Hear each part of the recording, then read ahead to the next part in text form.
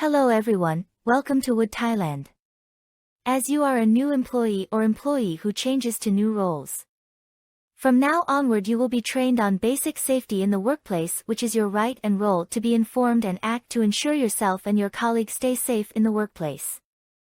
Once you complete the basic safety in the workplace course, you should be able to explain the following topics. 1. Definition and meaning of safety-related terminology. 2. Causes of work-related incidents. 3. Causes of work-related illness and occupational health disease. 4. Work-related incidents, illness, and occupational health disease prevention. Definition. Occupational health, safety and environment, or HSE. HSE is the term used to describe the processes or activities undertaken by companies to ensure safety of physical health, mental health and environmental protection, particularly in the work environment. Injured person, IP. The worker who was physically injured, disabled or death due to working. Accident. Accident is an occurrence that no one wants to happen. When it happened, it resulted which leads to physical or mental harm, including any injury or death, or property damage. Near misses. Near misses is an occurrence that no one wants to happen. When it happened, it doesn't result in human injury, environmental, or equipment damage, or an interruption to normal operation. Hazards. Hazards in the workplace occur when the working environment can cause injury, illness, or death. The hazards can result from many of the different aspects of the working world, including equipment, dangerous materials, unsafe working practices, and the behavior of worker. Loss. Loss is a situation in which no longer have something, or have less of something, such as injury, death, equipment damage, illness, disease. Risk. Risk is defined in connection with the likelihood of an event occurring, and the expected consequences of the event, if it does occur, including the degree of hazard whether it is acceptable or unacceptable. Procedure. A procedure is a detailed set of directions that professionals can use to help them complete a task correctly. The procedures include various steps and specific instructions on how to complete each step. Depending on the process, work procedures may comprise a few or many steps. Work instruction. Work instructions are documents that clearly and precisely describe the correct way to perform certain tasks. That is, describe, dictate or stipulate the steps that must be followed to correctly perform any specific activity or work. Employer. Employer means an employer under the labor law, and shall include an entrepreneur who allows any person to make benefits for the establishment, regardless of whether the work or benefit is part or all the production process, or business under the responsibility of that operator or not. Employee. Employee means an employee under the labor protection law, and shall also mean a person who is allowed to work, or to provide benefit for an establishment of an employer. Safety officer. Safety officer means an employee who is responsible for workplace safety within an organization or at a specific job site. Among other things, they are tasked with implementing safety policies, conducting safety inspections, and providing safety training. Establishment. Establishment means each working unit of an employer having employees working therein. Work-related accident. A work-related accident is an undesired event that when it happened, resulted in injury or death, or property damage. For example, an employee falls from a height while working on a roof. Worker gets a chemical splash into eyes while mixing chemicals. Cause of accident. The workplace can be dangerous, even more so in an industrial environment. Many factors can cause accidents, ranging from overexertion to mishandling of hazardous materials. There are also a multitude of variables that can contribute to or influence a workplace incident. The common causes of accidents in the workplace that can be classified in three categories including 2. Unsafe action. Unsafe condition. Failure of management system. Unsafe action. Unsafe action is an action of an operator while working, which may cause accidents, for example, Worker was used machinery, equipment, tools, or equipment, without work instruction. Repair or maintenance machinery, while the machine is running. Working in an unsafe area. Improper use of tools. Using damaged tools. Not wearing PPE while working. Failure to comply with requirements, prohibitions, signs, or warning symbols. Unsafe condition. Unsafe condition is the environment around the operator while working which may cause accidents. For example, there is no cover guard for the equipment at the rotating part. Machines or tools are inappropriately designed. Working areas are slippery, rough, or dirty. The work area is disorganized, obstructing the walkway. Improper, of chemicals storage area. Improper illumination. There is no proper ventilation system in workshop area. There are many tools of safety management system. It works methodically to identify and monitor hazards and control risks continuously. For example, systematic safety management, HSE policies, HSE plans, HSE procedures, HSE reports, checklists, evaluation of the management system. Safety management systems are excellent tools to use in all kinds of environments where safety improvement is a high priority. However, everyone must be on board to change the safety culture in a way for this kind of method to perform at the highest degree. Direct loss. The amount payable is related with the person directly injured in an accident. Expenses directly related to accident include medical expenses, compensation, funeral expenses, insurance expenses. Indirect loss. Indirect loss generally exceed the direct ones. Which indirect loss is expenses other than direct expenses, which are difficult to calculate in monetary terms, including lost time cost for injured workers. The cost of lost work time, for other workers who must temporarily stop working, due to helping the injured. Loss of work time, for supervisors due to helping the injured, recording and preparing accident reports, investigation to determine the cause of the accident, recruiting and training other workers to work on behalf of the injured, or preparing preventing accidents plan. Expenses for repairing tools, machines, equipment that are damaged. Damaged raw materials must be discarded, destroyed or sold. Productivity losses, due to production breakdown. Various welfare benefits, for the injured. Payment wages, for the injured as usual, even they must stop working. Loss of opportunities, such as reduced productivity, unable to work as planned. Impact to the company reputation. Other expenses, such as rental, electricity, water and other expenses, that the establishment still pays as usual, even though it must stop or close the business. The result of an accident is both direct and indirect losses. Generally, accident-related indirect costs are much higher than the direct ones. But you can reduce costs through prevention of accidents. Thus, the proportion between direct and indirect costs can be described as an iceberg. For the countable of impact, it can be described as follow. Wage and productivity losses. Administration expenses. Medical expenses. Expenses in which an employee is injured, disabled, and may cause harm to others. Expenses for equipment, machinery, and other equipment damage. For the uncountable of impact, it can be described as follow. Loss of skill or labor skills of the injured employee. Workers are fearful and their work efficiency is reduced. Wasting time of other employees who were off work at the time of an accident. Wasting time of doctors or nurses or other staff in providing medical treatment. Lost time in litigation. Lost business opportunity. Illness from work environment.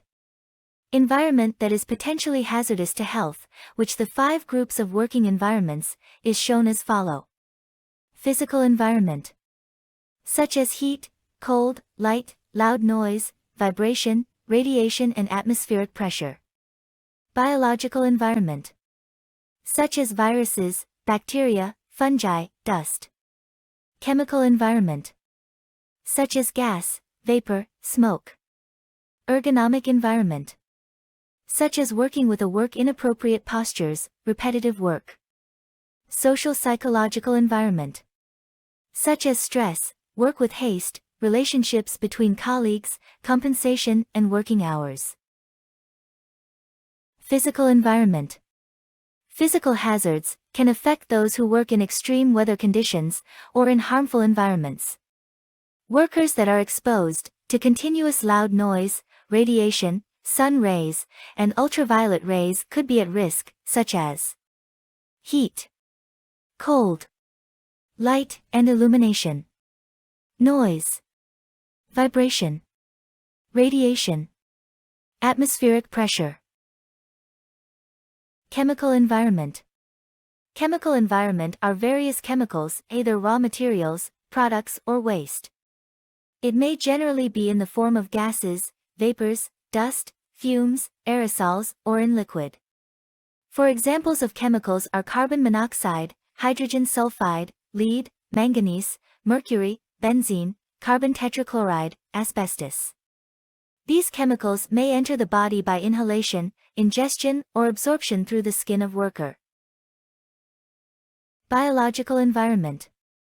Biological environment are extremely dangerous. These include exposure to dangerous substances and diseases associated with working amongst animals, people, or infectious plant materials. Employees who work in hospitals, laboratories, or various other outdoor occupations are at risk from biological hazards, such as viruses, bacteria, fungi, dust, parasites, and other animals such as mosquitoes, rats, or snakes. Ergonomic environment. Ergonomic environment effect are individuals whose work puts a strain on their body. Manual roles that require lifting or sitting for long periods can cause damage over time. These hazards may not be noticeable at first, which makes them much harder to identify. If your staff use improperly adjust workstations, or have poor posture when performing manual roles and heavy lifting, they may be at risk of injury, such as working with inappropriate postures, stooping to move things in the wrong way, distortion work over workload of worker, working at a workstation or position that is not suitable for the height of the operator. For the example of heavy lifting, lifting heavy items is one of the leading causes of injury in the workplace. In 2001, the Bureau of Labor Statistics reported that over 36% of injuries involving missed workdays were the result of shoulder and back injuries. Overexertion and cumulative trauma were the biggest factors in these injuries. Bending, followed by twisting and turning, were the more commonly cited movements that caused back injuries. Strains and sprains from lifting loads improperly or from carrying loads that are either too large or too heavy are common hazards associated with manually moving materials. When employees use smart lifting practices, they are less likely to suffer from back sprains, muscle pulls, wrist injuries, elbow injuries, spinal injuries and other injuries caused by lifting heavy item. However, if possible, use mechanical equipment such as forklifts or hand trucks to transport heavy items. It can be helpful in moving heavy items from one level to another. Social psychological environment. Social psychological environment is one of the leading causes of injury in the workplace that can cause mental stress such as work with haste, night shift work, inappropriate wages, and relationship between colleagues. The relationship between work environment and worker that be described on this cycle. The relationship cycle between work environment and the worker would be including worker, inappropriate environment or general environment, medical treatment, and then return to work. Occupational disease. An occupational disease is a health condition or disorder that is caused by your work environment or activities related to your work. In general, health conditions or disorders that occur among a group of people are occupational diseases. Health conditions or disorders arising from work environment or work-related activities, such as cancer, musculoskeletal, occupational disease. That it can happen as follows. Acute conditions. Acute conditions, due to high concentrations of pathogens in a short period of time, for example, in the case of inhaling ammonium gas resulting from a leak from the production process, will make the respiratory system sick. Chronic conditions.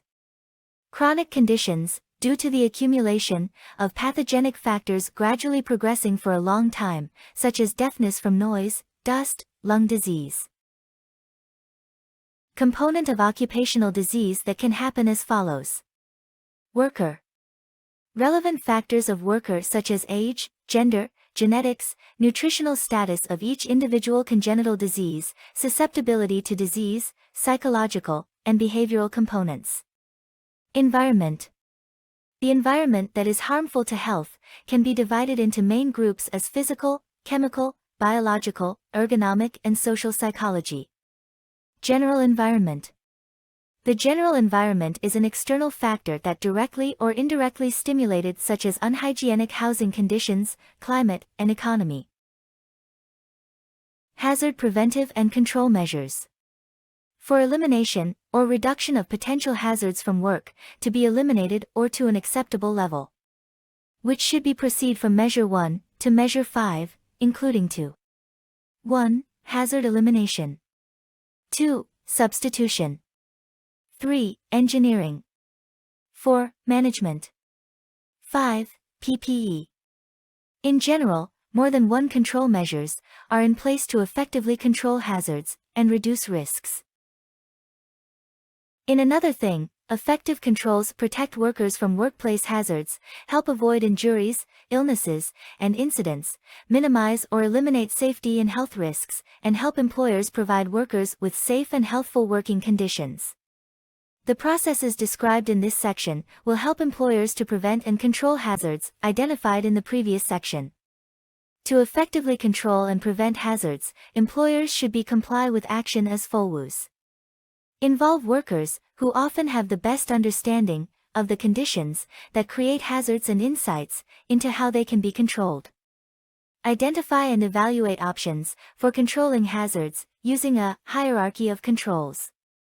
Arrange hazard control plan to guide the selection and implementation of controls and implement controls according to the plan.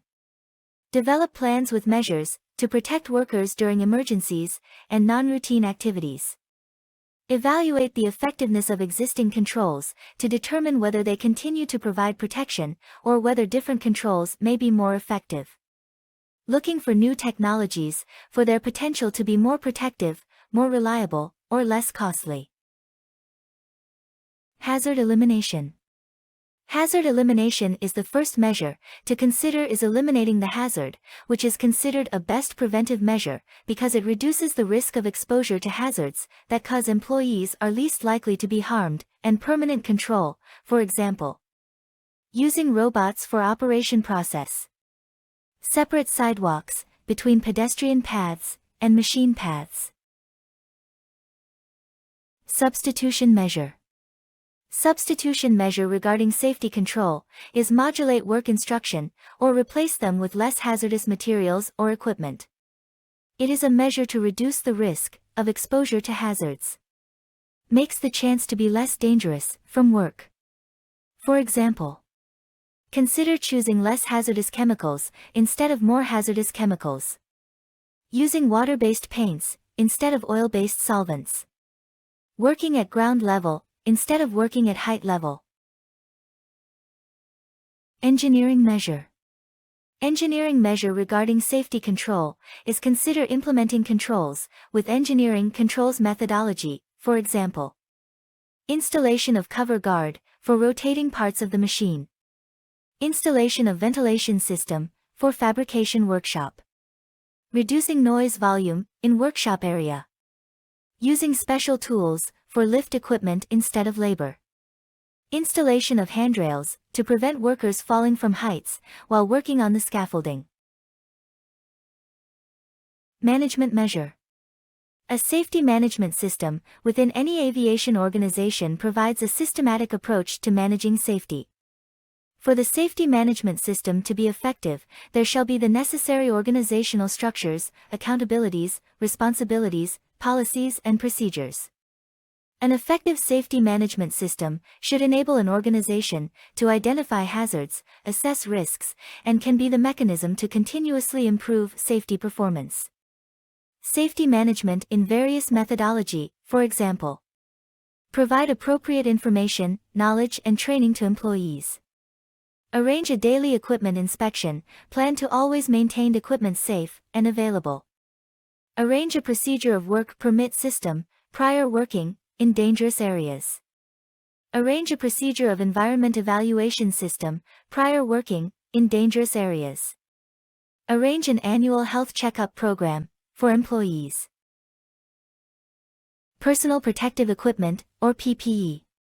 The personal protective equipment, it should not be used as a mainly preventive measure, due to the objective of this a control measure, is to be reduce the severity of the accident. It's not reduce the risk of an accident. Once using the PPE, it shall be suitable for the type of work, as well as providing knowledge on how to properly use and maintain the equipment to the workers as well. Personal protective equipment, or PPE.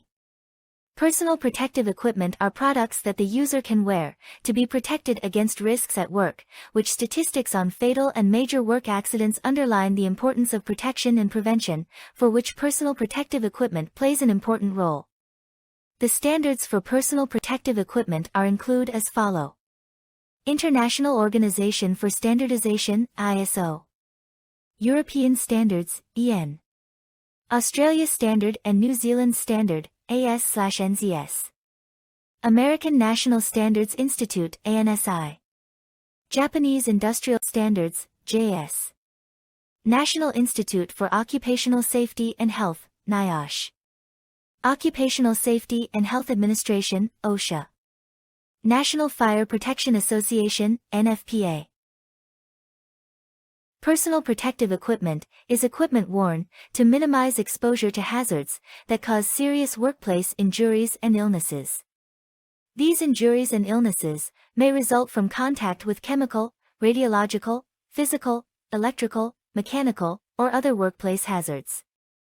Personal protective equipment may include items such as gloves, safety glasses and shoes, earplugs or muffs, hard hats, respirators, coveralls, vests and full-body suits. All personal protective equipment should be safely designed, constructed, and should be maintained in a clean and reliable fashion. It should fit comfortably, encouraging worker use. If the personal protective equipment does not fit properly, it can make the difference between being safely covered or dangerously exposed. When engineering, work practice, and administrative controls are not feasible or do not provide sufficient protection, employers must provide personal protective equipment to their workers and ensure its proper use. Employers are also required to train each worker required to use personal protective equipment to know as following subject. 1. When it is necessary. 2. What kind is necessary. 3. How to properly put it on, adjust, wear and take it off. 4. The limitations of the equipment. 5. Proper care, maintenance, useful life, and disposal of the equipment. Employee cooperation and health promotion. A workplace health promotion is a systemic strategy to improve health, knowledge, attitude, skills, and behavior. These programs are designed to improve the health of individuals, families, and communities. In addition to physical health, they also incorporate healthy working conditions. Even though the employer has following the above measures, but the employees does not cooperate well with the employer, the prevention and control of risks would be unsuccessful. Therefore, employees must be aware of the problem of hazard in the workplace that affects themselves and their colleagues, and have awareness of preventing accidents and occupational diseases. As the program of employee cooperation and health promotion, then the duty of all employees to comply with the following matters. Strict compliance with workplace safety regulations. Proper use of personal protective equipment. In case of unsafe working conditions, or actions are founded, the supervisor must be notified as soon as possible. Participating in safety training courses in various workplaces with intention. Periodical health checkups for the surveillance of occupational diseases. Participation in safety activities and projects organized by the employer. Self-promotion for physical health and mental health. Occupational hazards are partly caused by employee health problems. Each person's illness depends on the environment, nutrition, and behavior. Except for those who have congenital genetic diseases, frequent colds may also be a warning sign of a lack of self-care as well. Therefore, to prevent illness, employees should promote physical and mental health. Employees should promote physical and mental health to prevent illness. The key to healthy eating is the 5 food groups, as follows. Dairy such as calcium, which is beneficial for bone health. Carbohydrates, or starch such as starchy foods are potatoes, bread, rice, and pasta. Starch is required to fuel the body and is a good source of energy. Fruits and vegetables, such as vitamins and minerals, that are essential to maintain body health and prevent diseases. Proteins, such as lean meats, fish, eggs, tofu, nuts, and grains and legumes. Fats, such as olive oil, are recommended because they can help lower cholesterol and reduce the risk of heart diseases. Get enough rest to recover to starting work for each day. Because of fatigue is one of the causes of accidents. In addition, getting enough sleep is essential for maintaining optimal health and well-being. Like exercise and a balanced diet, sleep may help prevent a range of health issues, including heart disease and depression.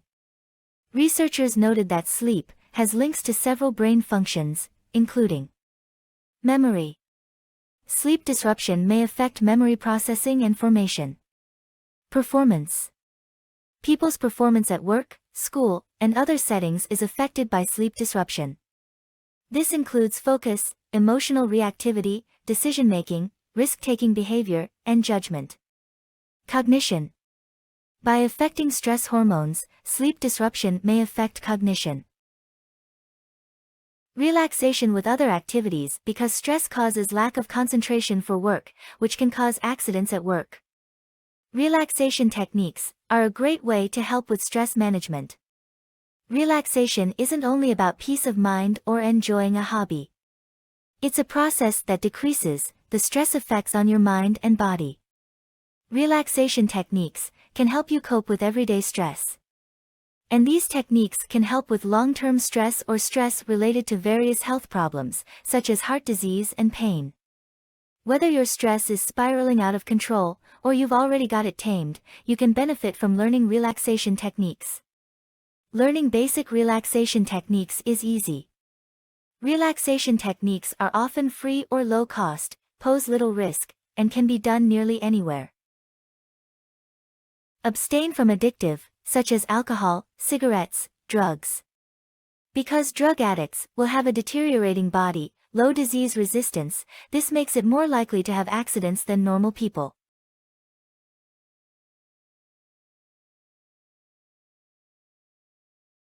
Exercise regularly. Exercise regularly to keep strong, stretching to reduce injury, and increase your alertness at work. Being physically active can improve your brain health, help manage weight, reduce the risk of disease, strengthen bones and muscles, and improve ability to do everyday activities. Cleaning workplace. Cleaning workplace, to be hygienic regularly, along with taking care of the cleanliness of our own body, to reduce the risk of getting dirt and germs into the body. That is all about basic safety in the workplace. We hope you will get benefit from this training course more or less to apply your knowledge received today to work safely either at wood or at your home. Don't forget to bring safety home to teach your colleagues, parent, and children. Safety is a shared responsibility, and everyone is counted. Thank you for your attention, enjoy your day and stay safe.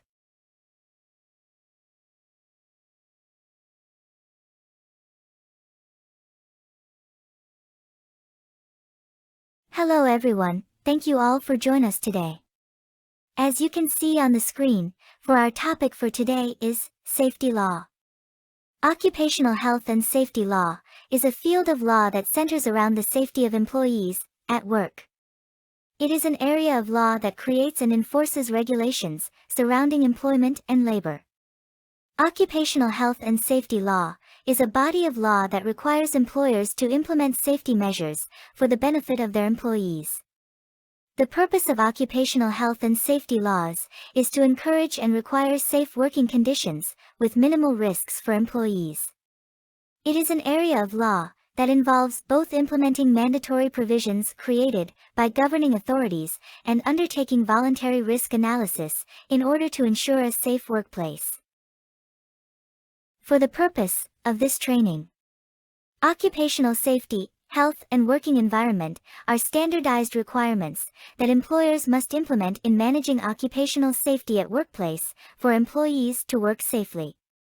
Once upon receiving the training in this subject, trainees must be able to explain the essence of the occupational safety, health, and working environment. According to the Occupational Safety, Health, and Working Environment Act, which would consist of 8 chapters, with 74 sections as describing to. Chapter 1 is General Provisions, which consists of sections 6 and 7. Chapter 2 is Administration, Management and Execution of Occupational Safety, Health and Environment, which consists of section 8 to 23. Chapter 3 is Occupational Safety, Health and Environment Committee, which consists of section 24 to 31. Chapter 4 is Control, Regulation and Supervision, which consists of section 32 to 34. Chapter 5 is Safety Inspector, which consists of section 35 to 43. Chapter 6 is Occupational Safety, Health and Environment Fund, which consists of section 44 to 51. Chapter 7 is Occupational Safety, Health and Environment Promotion Institute, which consists of section 52. Chapter 8 is Penalty, which consists of section 53 to 72. And the essential section that employees should know and must following. Section 6, Section 8, Section 14, Section 16, Section 17, Section 18, Section 21, Section 22, and Section 74. For the Section 6.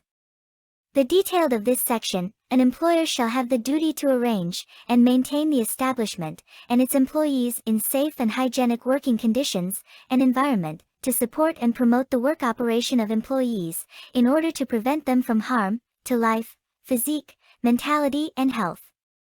The employees shall cooperate with the employer in the execution and promotion of occupational safety, health and environment in order to ensure safety to the employee and the establishment. For the Section 8. The detailed of this section, an employer shall administer, manage, and execute for occupational safety, health and environment matters, in conformity with the standards prescribed in the ministerial regulations. In setting the standards, any documents or reports as required to be prepared by the employer shall be examined or certified by a person or a juristic person, as prescribed in the ministerial regulations. And the employee shall have the duty to comply with the criteria on occupational safety, health and environment, in accordance with the standards prescribed. The ministerial regulations, in Section 8, of the Occupational Safety, Health and Working Environment Act, which consists 8 of ministerial regulation, that can describing to as follows.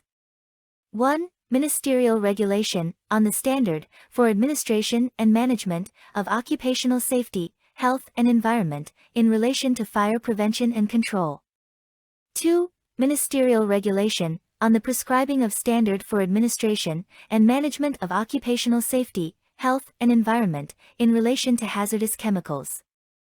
3. Ministerial Regulation on the prescribing the standard for the Center of Basic Firefighting Training and the Institute of Firefighting and Fire Evacuation Practice.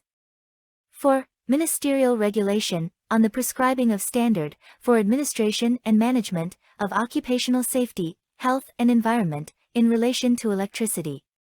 5. Ministerial Regulation on the prescribing of standard for administration and management of Occupational Safety, Health and Environment, in relation to heat, light and noise.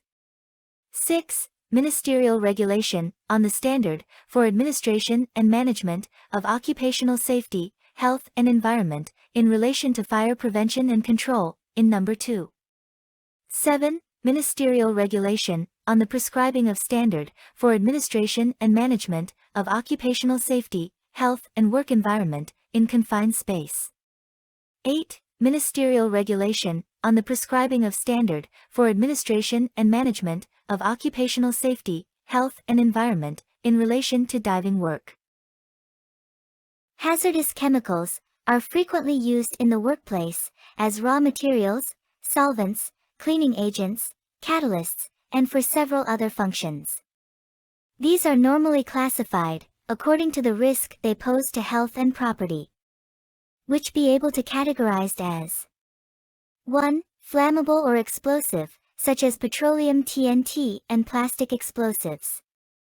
2. Irritating or corrosive to skin and eyes, such as acids, alkali, paints, and fumes. 3. Toxic chemicals, such as carbon monoxide, hydrogen sulfide, cyanide. Which is extreme cautions are to be taken when handling, storing, transporting, and using hazardous chemicals. The user needs to wear protective clothing and personal protective equipment to protect themselves from hazardous chemicals. Depending on the chemicals, this might involve rubber gloves, safety goggles, chemical-resistant coveralls. The employer shall arrange measures for administration and management of occupational safety, health and environment in relation to hazardous chemicals as follows. Hazardous chemical safety information. Employers in possession of hazardous chemicals are required to maintain a list of hazardous chemicals and details of the safety data of hazardous chemicals in accordance with the form prescribed by the Director General, together with notify the Director General, within 7 from the date of the possession of hazardous chemicals. Within January of each year, the employer must notify the list of hazardous chemicals and details information on the safety of hazardous chemicals in possession to the Director General or the person assigned by the Director General. Employers must notify workers and explain safety information to workers. Dangerous chemicals in the possession of the employer. Text and marks that appear in the document manual, label, mark or related information, including other information as prescribed in this ministerial regulation. The employer shall arrange for employees who work with hazardous chemicals to know and understand how to correct and safe operation, including having to provide control measures for employees to comply with such methods. In this regard, employers are required to prepare manuals, procedures for working with hazardous chemicals. Advice for employees about hazard prevention, meaning of information on labels and data sheets, safety of hazardous chemicals. Employees must follow correct and safe working methods according to the operating manual prepared by the employer, and when there is an emergency involving hazardous chemicals, employees must notify the supervisor immediately. Label and warning sign. The employer shall arrange for the labeling in Thai language to be sufficiently large and easy to read. Durable in packaging, containers or protective materials for hazardous chemicals, and at least that label must have details about the following items. Product name. Hazardous substances. Pictograms. Signal words. Hazard statements. Precautionary statements. Risk assessment. Employers are required to conduct health risk assessments for employees of hazardous chemicals according to the rules and procedures prescribed by the Director General, and prepare a report on the results of that assessment, then submit to the Director General within 15 days from the date of acknowledgement of the assessment result. In cases where the health risk assessment results of employees are at a level that may cause harm, the employer has to rectify and improve it to a safe level, and the employer shall use the assessment results to plan health checkups for employees. Protection and control system. The employer must provide a protection and control system to avoid the concentration of hazardous chemicals, atmosphere, and the storage of hazardous chemicals as prescribed by the Director General. To measure and analyze the concentration of hazardous chemicals in the atmosphere of the workplace, the measurement reports shall submit to the Director General within 15 from the date of acknowledgement measurement results. In case the concentration of hazardous chemicals in the atmosphere of the workplace, or the hazardous chemical storage place has the concentration in excess of limit prescribed by the Director General announcement, employers shall use measures for the elimination or control of hazardous chemicals to reduce the concentration of hazardous chemicals to not exceed the specified value and must have appropriate measures to protect persons. Prepare work practices and procedures. The employer shall prepare a manual on work practices and procedures for working with hazardous chemicals, and distribute it to employees to study to understand before working.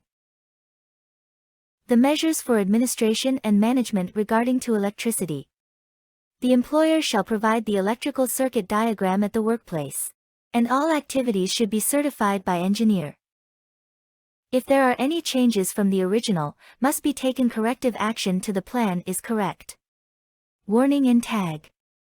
The employer shall provide a sign board with letters or symbols warning to be careful of danger from electricity, that is clearly visible, installed openly in an area that may be dangerous from electric current.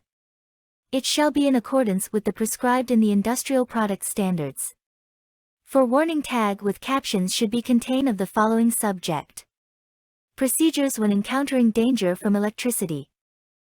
First aid and basic life support resuscitation methods. Electrical equipment installation.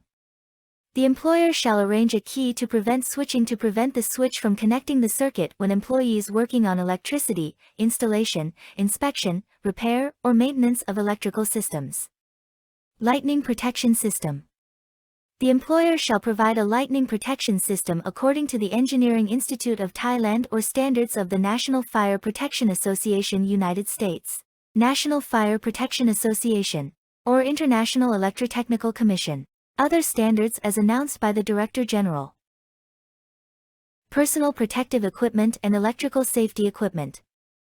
The employer shall provide personal protective equipment suitable for the work such as leather gloves, rubber sleeves, safety helmets, rubber soles. Employees who work on electricity must wear PPE all the time while working, to prevent electrical hazards that are suitable for work. For the personal protective equipment and electrical hazard protection equipment must meet the specified standards and must have the qualifications as follow. Personal protective equipment and electrical protection equipment must be suitable for the highest voltage in the work area. Electrical protective rubber gloves must be worn on all fingers. Leather gloves that are worn over rubber gloves, it must cover the length of the wrist and have good tear resistance. Employers shall maintain personal protective equipment and electrical hazards protective equipment to be in a safe working condition, including having to check and test it according to the standards and methods specified by the manufacturer. Training. The employer shall arrange training course for employees who work on electricity to have knowledge, understanding and skills necessary to work safely in accordance with the assigned duties in accordance with the rules, procedures and conditions. Electrical equipment maintenance. The employer shall maintain electrical equipment and to be used safely. If found any damaged or there is a leakage that may cause harm to the user, the employer shall repair it to good condition to be used safely.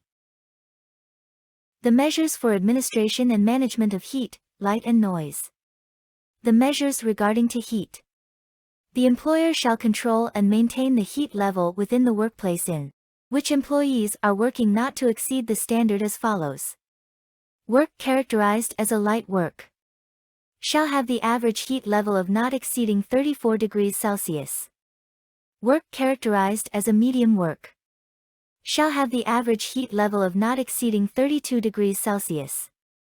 Work characterized as a heavy work shall have the average heat level of not exceeding 30 degrees Celsius. In case the heat level inside the workplace exceeds the standard as defined, the employer shall improve or correct the working conditions to ensure that the heat level shall not exceed the defined standard. If working conditions is not successful, the employer shall post a warning notice to inform the employees to realize that in such area it may be hazardous to employees' health. And the employer shall arrange for the employees to wear personal protective equipment. The measures regarding to light and illumination. The employer shall provide the intensity of light at the workplace. That shall be not lower than the standard as prescribed in Director General announcement. An employer shall use or provide a light filter film, or other appropriate measures to prevent direct light from the intense light source or the sun direct to the employee's eyes in the course working. In case an employee need to work in a dark, opaque place, such as in a cave, tunnel, the employer shall arrange the employee to wear a safety hat equipped with lighting device, or provide other lighting devices suitable for condition of work. The measures regarding to noise. An employer shall control the time-weighted average of noise level. That received by an employee not to exceed the standard. In case of the working conditions in the workplace have the average noise level. That received by the employee during the 8-hour working period. It shall be not over than 85 decibels. In the area of the workplace having an impact or an impulse noise level exceeding 140 decibel A, or the accumulated volume of the impact or impulse noise exceeding the standard as prescribed. The employer shall instruct the employee to stop working until the noise level is improved. Personal protective equipment. The employer shall provide personal protective equipment suitable for work. And employees must wear PPE all the time while working to prevent hazards of heat, light, and noise. Personal protective equipment shall be of standard as follows. 1. Clothes, socks, and gloves for heat protection shall be made of light-weighted material capable of heat resistance from the thermal source to prevent the body temperature from exceeding 38 degrees Celsius. 2. Safety hat shall be in accordance with the industrial product standard. The safety hat equipped with lighting accessories shall have a gadget that projects the light forwards with light intensity within 3 meters range, not less than 20 lux, attached to the hat. 3. Safety glasses shall be made of material capable of reducing the glare of light to a level that is not harmful to the eyesight. The frame of the glasses shall be of light weight with the soft shield. 4. Face shield shall be made of colored material capable of reducing the glare of light to a level not harmful to the eyesight. The frame of the shield shall be of light weight and is not easily flammable. 5. Ear plugs shall be made of soft material to be plugged into both ears, and can reduce the noise to not less than 15 decibel. 6. Earmuffs shall be made of soft material used to cover both ears and can reduce the noise level to not less than 25 decibel. The employer shall manage to have methods of selecting and using personal protective equipment by providing a training on the methods of using and maintaining of personal protective equipment, as well as the usage rules, which shall be prepared systematically, and open always during working hours for review by a labor inspector. Measurement and working conditions. An employer shall conduct measurement and analysis of working conditions in relation to heat, light, or noise within the workplace. The criteria and method of the operation pursuant to a period, and a category of business to be carried out, shall be in accordance with the announcement issued by the Director General. Health checkup and report. An employer shall keep for the health checkup report at the workplace pursuant and according to the form as prescribed in the announcement by the Director General for at least 5 years for inspection by a labor inspector. In the working condition that may be harmful from heat, light, and noise, from work of an employee is detected, the employer shall arrange immediate medical treatment for the affected employee, inspect and investigate the causes as well as forward the results of health checkup of the abnormal to the provision of medical treatment and the preventative remedies, to a labor inspector. If any employee has medical evidence issued by a hospital reporting that an employee is not able to work in the same duty, the employer shall change the job for such employee as to be deemed appropriate to health and safety of the employee. The Ministerial Regulation of Standard for Administration and Management in Confined Space. Confined space means a place which has limited area of entrance and exit, with insufficient ventilation that could not produce hygienic and safe conditions such as in a tunnel, cave, pit, underground room, safe room, fuel tank, fermented tank, silo, pipe, furnace, container, or other objects of similar characteristics. Hazardous atmosphere means an air condition in which an employee may be exposed to danger, due to one or more of the following conditions. 1. Existence of oxygen at a concentration in lower than 19.5%, or in excess of 23.5% by volume. 2. Existence of flammable or explosive gas, vapor, at concentration, in excess of 10% of its lower flammable limit, or lower explosive limit in the air. 3. Existence of flammable or explosive dust, at a concentration equal to or in excess of its lower flammable limit, or lower explosive limit in the air. 4. Existence of any chemicals at a concentration, in excess of the standard prescribed by the ministerial regulation in relation to hazardous chemicals. 5. Any other condition which may be harmful to physical, or life. Hazardous condition means a condition or condition that may cause an employee to be harmed from any work including, such as, there are objects or materials that may cause employees to sink or pile up on employees who go to work. There is a condition that could cause the employee to be dropped, trapped, or trapped inside. Employees are at risk of being harmed by the hazardous atmosphere. Any other condition that may be dangerous. The employer shall arrange measures for relation to confined space, such as general requirement. The employer shall provide a signboard with the text inscribing confined space, or danger, or do not enter. The signboard shall be in conspicuous size and installed openly at the entrance and exit of every confined space. The employer shall not permit employee or any person to enter the confined space, unless the employer has provided the safety in according to this ministerial regulation, and such employee has been permitted by the person who is responsible for granting permission. The employer shall not permit the employee to enter the confined space, when the employer has been aware that such employee has been affected with respiratory disease, heart disease, or other diseases, that may be harmful to enter the confined space. Safety measures. The employer shall provide a measurement, a record of the measurement, and the assessment of the air condition in the confined space, to determine whether the atmosphere is hazardous or not, that must be conducted before allowing an employee to enter, and during working in the confined space. Then keep result record of measurement, assessment for inspection by the labor inspector. Where the hazardous atmosphere is detected, the employer shall take the following actions. 1. Remove the employees in the confined space from such area immediately. 2. Assess and find out the causes of the hazardous atmosphere. 3. Manage to make the air condition in that confined space free from a hazardous atmosphere such as ventilation or other measures. In case the hazardous atmosphere remains in confined space, but the employer need to allow an employee to enter the confined space, the employer shall arrange for the employees to use personal protective equipment to work in that confined space with safety. And provide a personal protective equipment, assisting equipment and rescue equipment appropriate for the characteristics of the work, in accordance with the standard. In case the employer requires the employee to work in confined space, the employer shall appoint an employees who are knowledgeable, capable and trained on occupational safety in confined space, to be a supervisor take the duties such as to formulate an action and prevention plan against a danger which may arise from work. To explain the duties, responsibilities, method of work and method of safety protection to be in accordance with the plan. To supervise the employee in using personal protective equipment and in inspecting to be in good condition for using. To order temporary stoppage of work in case of there is cause which may be harmful to employees.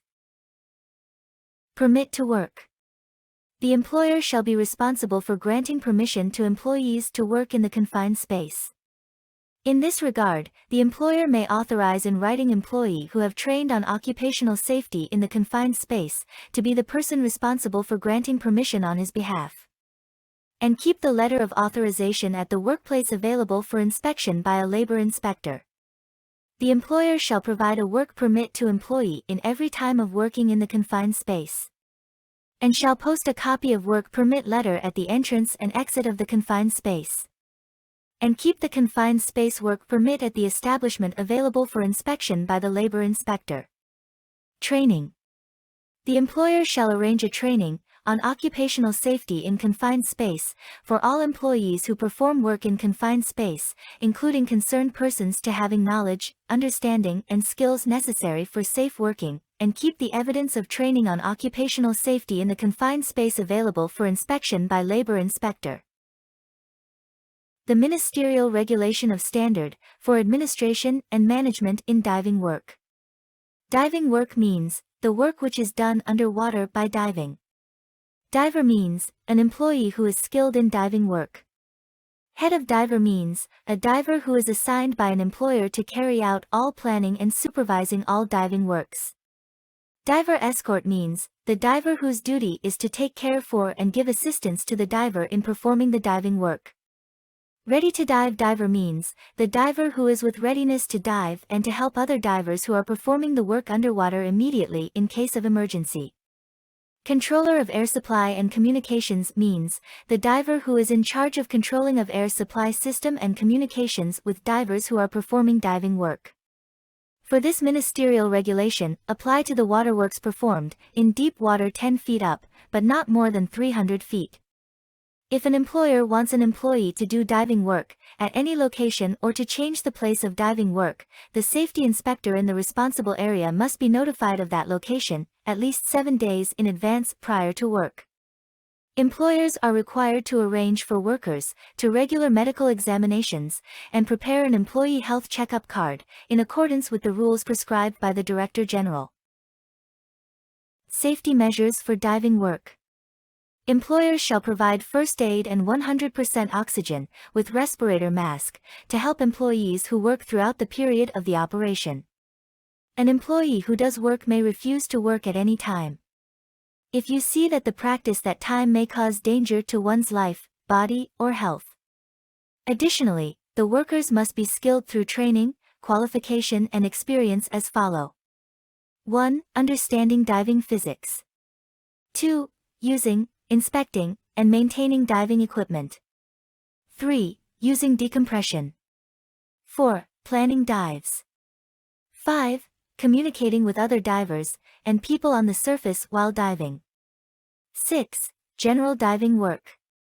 7. Diving physiology, emergency procedures, and first aid. Diving equipment.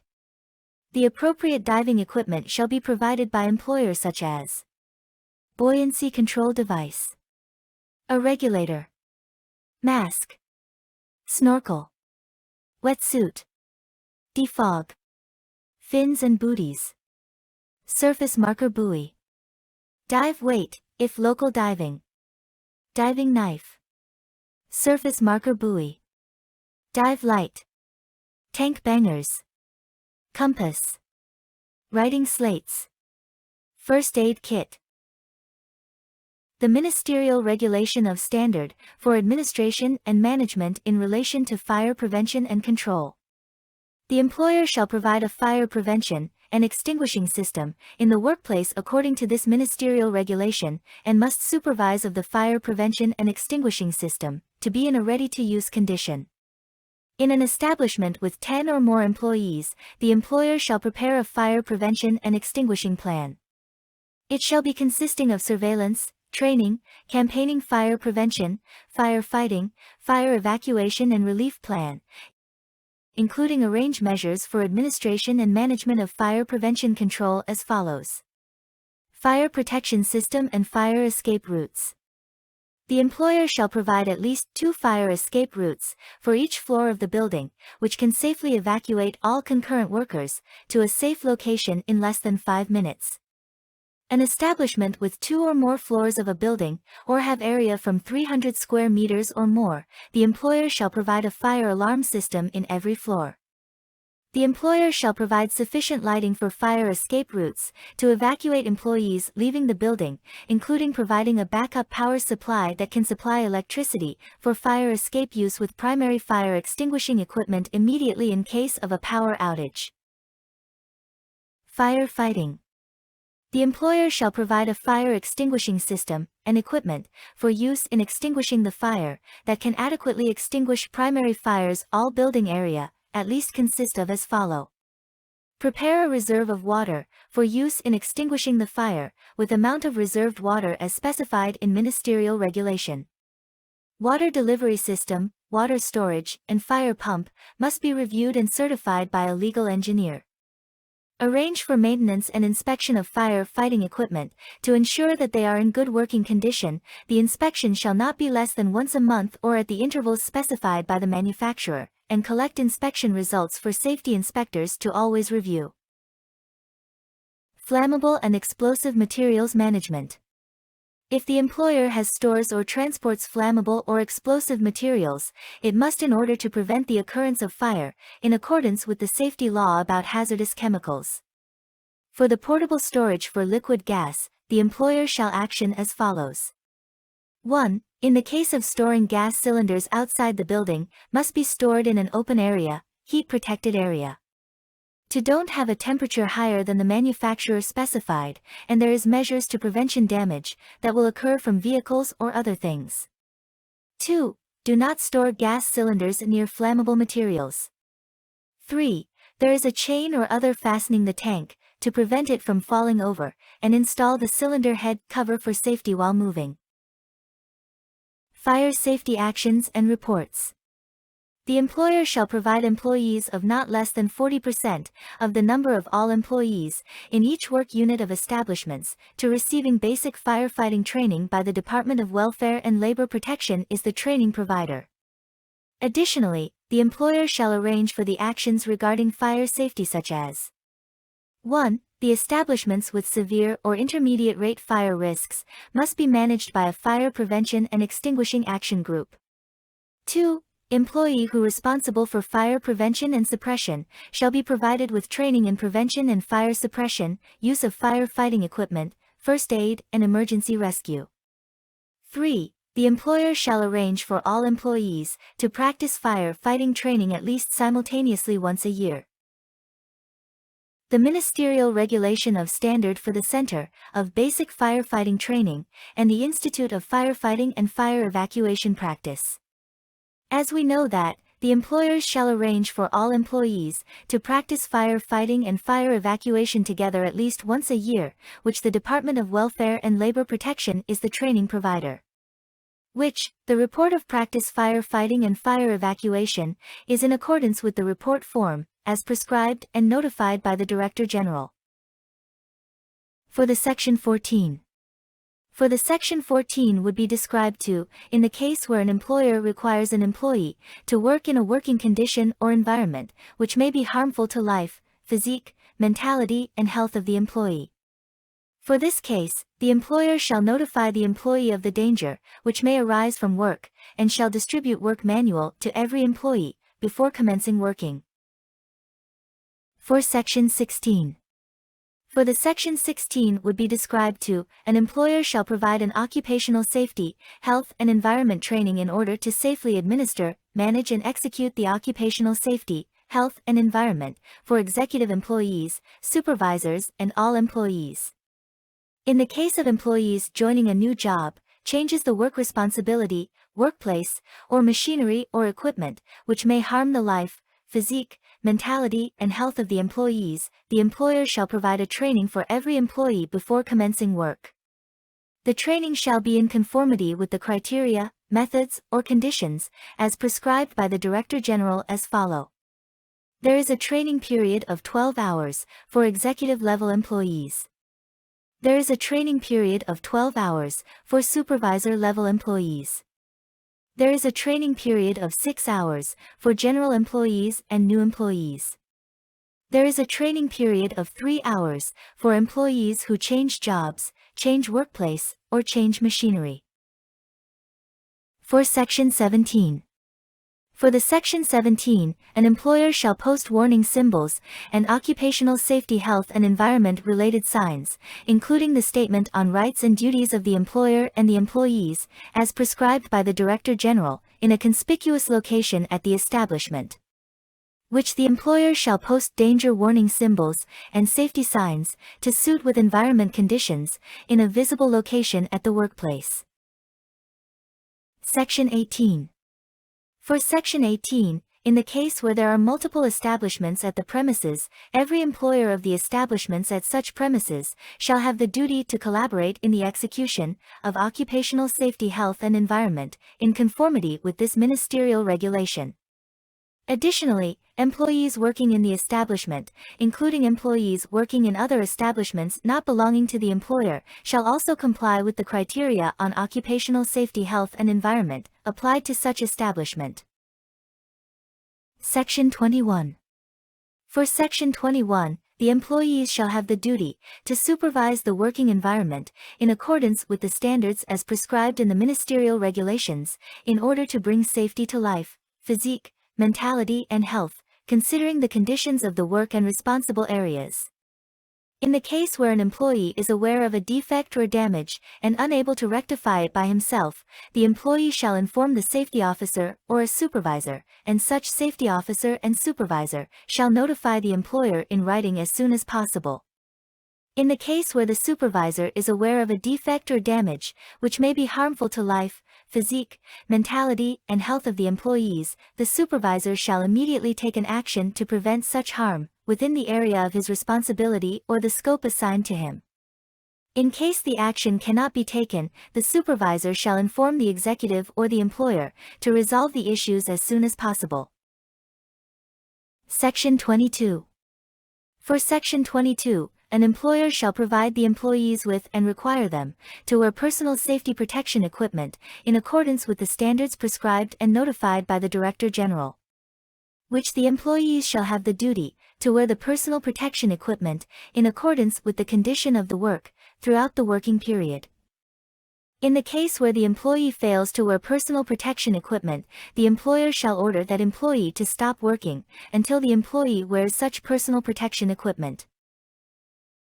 Section 74. For Section 74, during the period in which no ministerial regulations of this Act have been issued, the ministerial regulations that issued under Chapter 8 of the Labor Protection is still in effect under Section 74, including as follow. 1. Ministerial regulation on the prescribing of standard for administration and management of in relation to ionizing radiation. 2. Ministerial regulation on the prescribing of criteria and method of conducting health checkup of employees and forwarding the results of health checkup to labor inspectors. 3. Ministerial regulation for the administration and management of occupational safety, health, and environment. 4. Ministerial regulation on the prescribing of the standard for administration and management of occupational safety, health, and environment for construction work. 5. Ministerial regulation on administration and management of the aspect of occupational safety and health and working environment relating to machines, cranes and boilers. 6. Ministerial regulation on the prescribing of standard for administration and management of occupational safety, health and environment, number 2. Personal protective equipment. As we know, the personal protective equipment are products that the user can wear to be protected against risks at work, which statistics on fatal and major work accidents underline the importance of protection and prevention, which personal protective equipment plays an important role. In generally, the standards for personal protective equipment are include as follow. International Organization for Standardization. European Standards. Standard Australia and Standard New Zealand. American National Standards Institute. Japanese Industrial Standards. National Institute for Occupational Safety and Health. Occupational Safety and Health Administration. National Fire Protection Association. The Ministerial Regulation of Standard for Administration and Management, relation to ionizing radiation. Ionizing radiation is energy in the form of electromagnetic wave or any particle of radiation, which may cause ionization either directly or indirectly in its passage medium, such as alpha rays, beta rays, gamma rays, X-rays, neutron particles, electron at high speed, or proton at high speed, etc.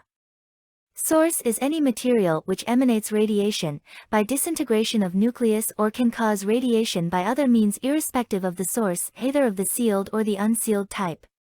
Unsealed source is the unsealed, uncontained, or covered permanently in the sealed, strong cover or covering materials in the radioactive source sufficiently durable to prevent leakage, flux, spilling, dropping, or splashing of radioactive substances. Control and prevention of danger. The employer who produces or possesses a radioactive source shall report to the Director General, within 7 days from the date of production and possession, about the amount and degree of radiation power of the radioactive source. In case changing the amount or degree of the radioactive source, which is not the change of radioactive substance by natural decay, the employer shall report such change to the Director General within 15 days from the date of change.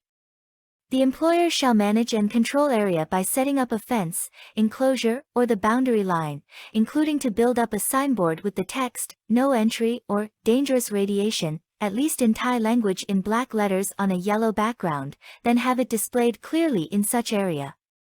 Any employee without duty to perform the radiation-based work shall not be permitted to access into the control area, unless duly authorized by the employer. The employer shall provide an equipment that reduce the amount of radiation at the source, and shall arrange the measures to prevent employees working in the control area. For the employees who responsible for radiation technique shall have one of the following qualifications. 1. Holds not lower than bachelor degree or equivalent in science, with at least 3 credits of the subject on radiation danger prevention and completion of its examination.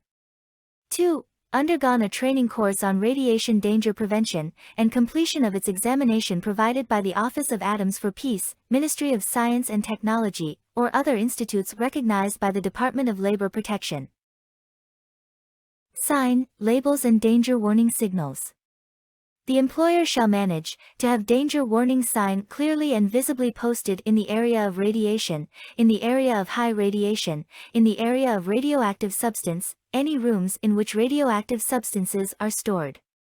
And arrange labels containing sign and texts of danger warning posted on containers used for or as covering material for radioactive substance according to the format defined by the Director General.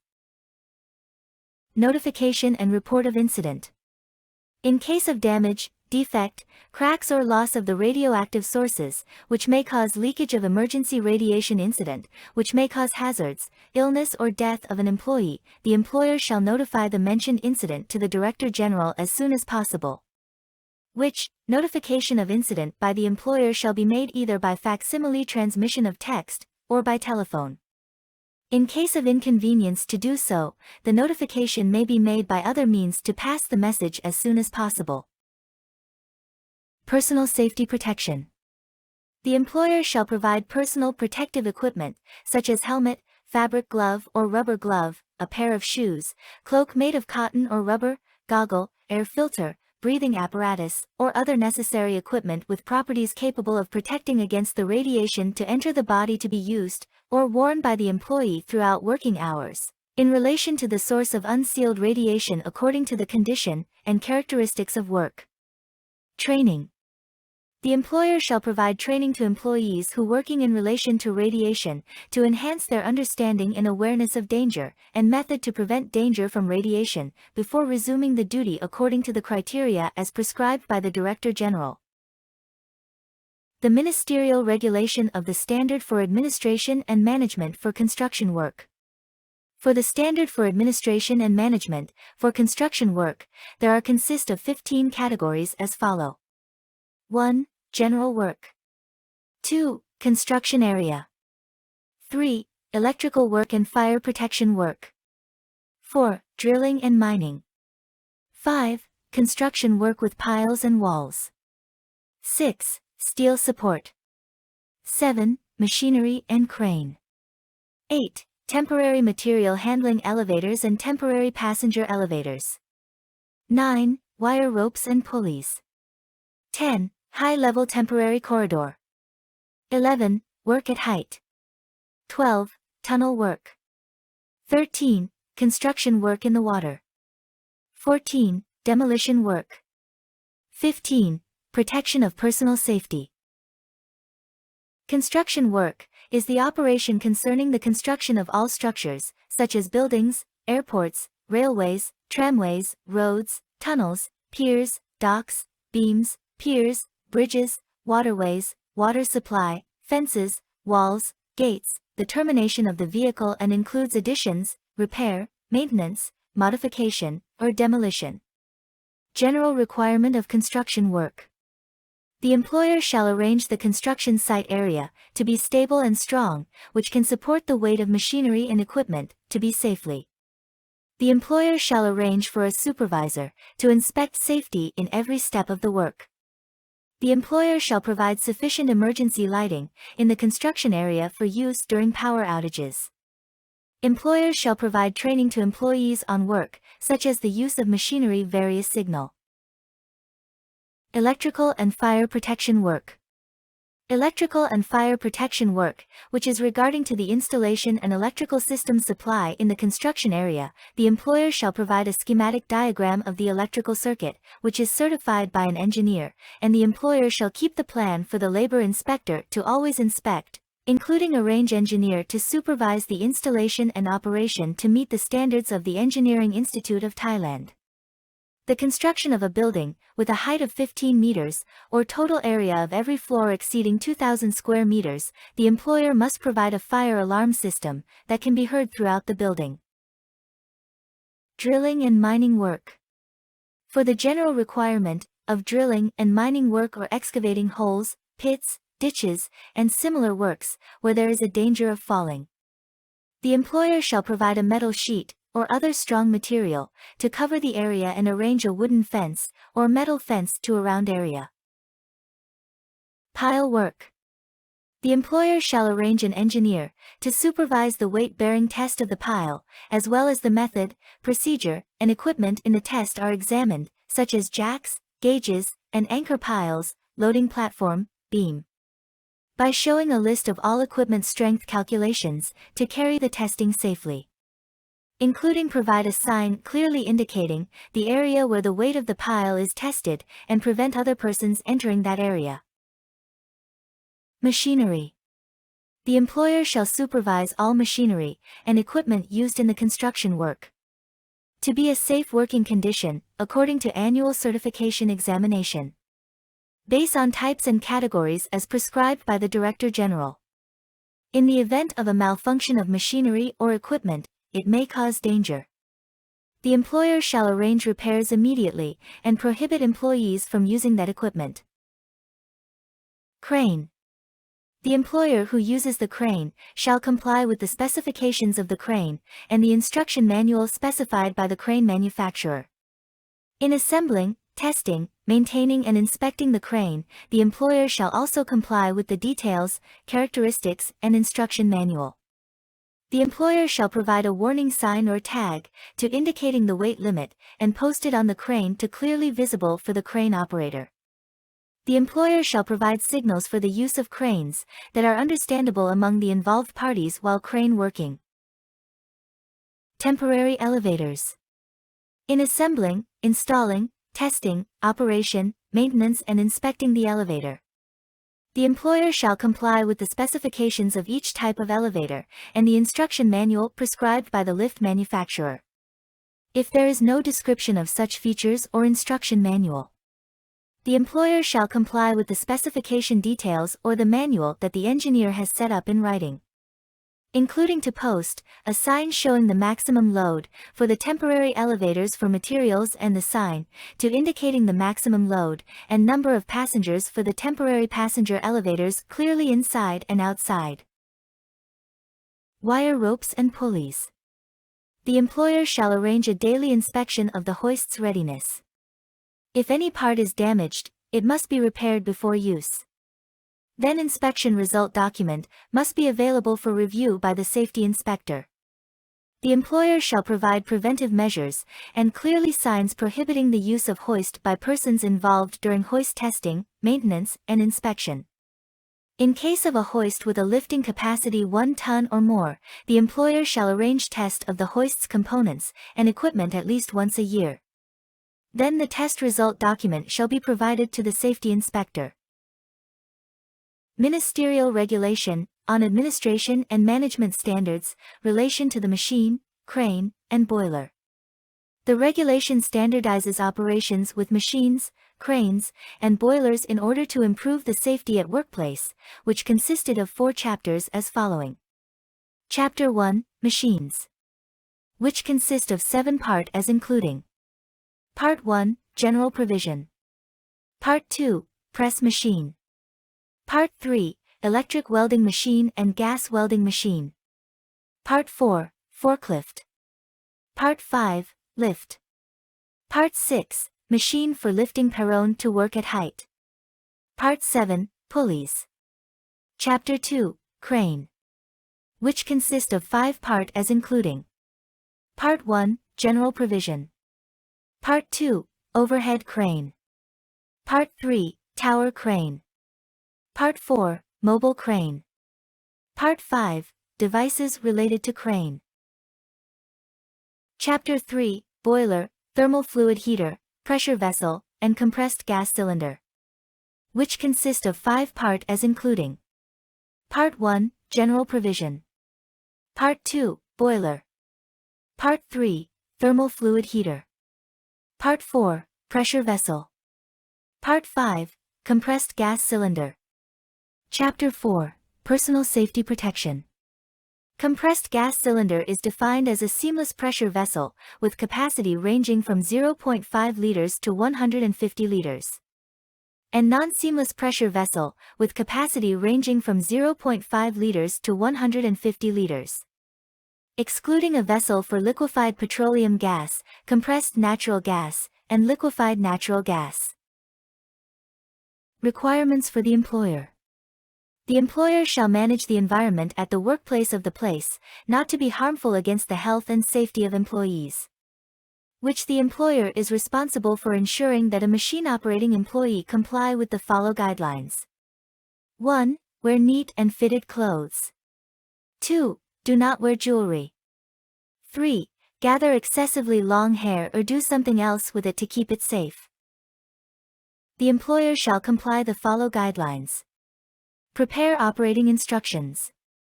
Ensure that the machine operating employee checks whether the machine is in good condition and safe before use. Provide a hazard assessment of any machine that may danger from use to dismemberment, such as crushing machines, milling machines, ice cutting machines, band saws, circular saws, chainsaws, or other machines. Operate machines, electric welding machines, gas welding machines, or other machines. The employer must hire individuals who have been trained by the experienced trainers.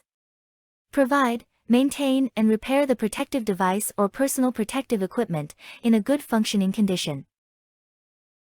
In case of the worker who work on metal stamping machine, electric welding machine, gas welding machines, forklifts or machinery that may cause danger.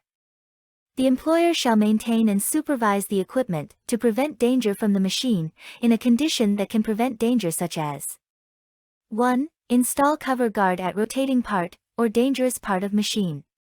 2. Install limit sensor switch, to immediately stop for metal stamping machines when worker gets close to dangerous point. 3. Install fence or handrail, to prevent worker from entering potentially dangerous areas. In case of the worker who work on electric welding machine and gas welding machine, which the employer shall comply with the measure as following. Provide a portable fire extinguisher to installed at working area that can be used immediately. Provide the personal protective equipment for all of employees. Keep the work area free from flammable materials. Provide a partition or other protective equipment suitable to prevent sparks. Forklift. In case of the worker who work on forklift, which the employer shall comply with the measure as following. Provide a strong and stable roof structure of forklift that can prevent danger from falling material.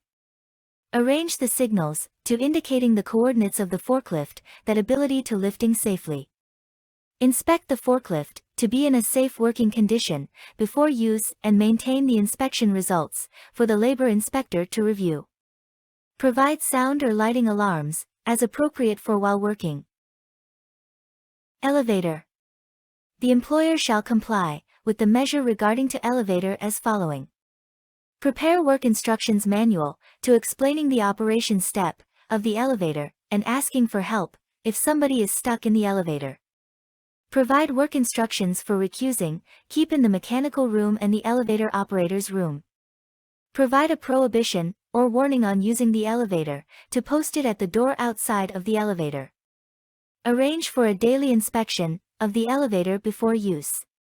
If there is damage, it must be repaired completely before using again. Provide measures to prevent danger and put prohibiting tag at elevators that make it clearly visible to those involved during maintenance, inspection, or testing of the elevator. Crane. The employer shall comply with the measure regarding crane as following. The employer shall arrange a test and inspection of the crane, according to the details as specified by the Council of Engineers, and prepare the inspection result reports, keep at the establishment. In case of the crane has been stopped more than 6 months, then before being used, the employer must arrange a testing and inspection, according to the details specified by the Council of Engineers, and prepare the inspection result reports, keep at the establishment. The employer shall arrange a testing of the crane components and equipment at least once a year. Boiler. The employer shall comply with the following. The employer shall provide boiler and accessories with qualifications in accordance with industrial product standards, such as ISO, ASME, JIS, DEN, TRD, BS, EN, or other standards specified by the Director General.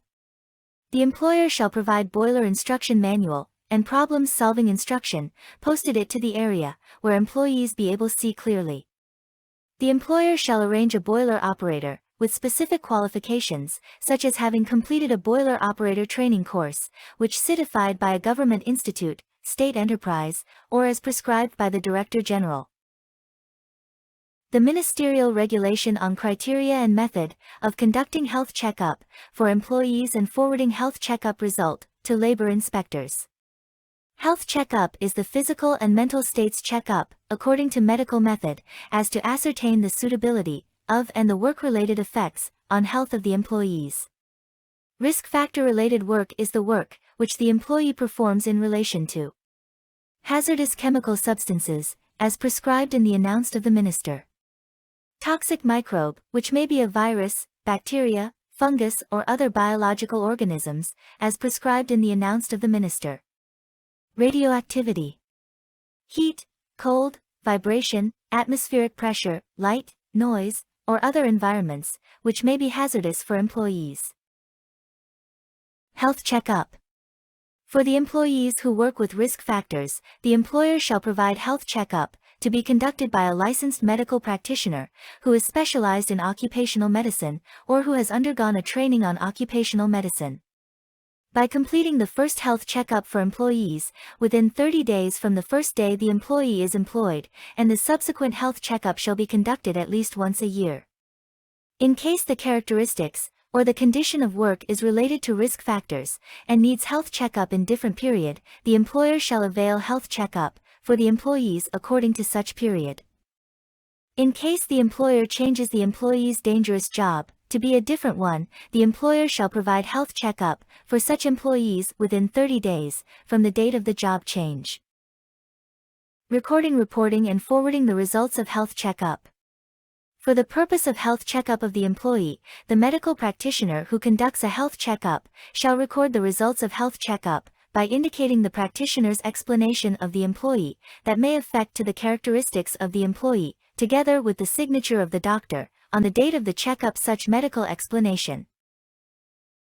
That is all about basic safety law. We hope you will get benefit from this training course more or less to apply your knowledge received today to actively cooperate with the employer to work safely. Thank you for your attention, enjoy your day and stay safe.